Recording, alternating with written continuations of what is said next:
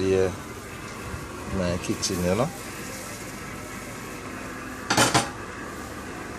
Different way to do it every day. Today a lobster day. Alright, normally when I put in anything, I used to them a flick.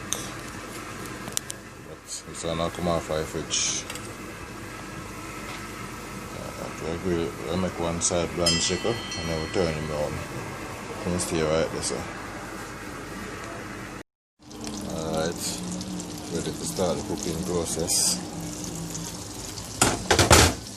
Put that away. Bring the garlic butter sauce toast. Ginger garlic butter. I make it run down in the butter itself, so I just drizzle some. So very tasty.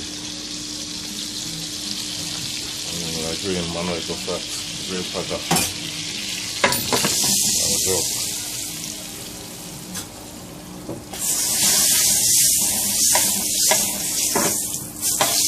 I look at fine. Grill and fry.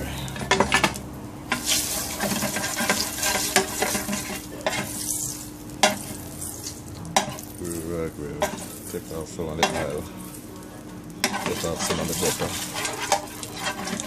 We'll work with that.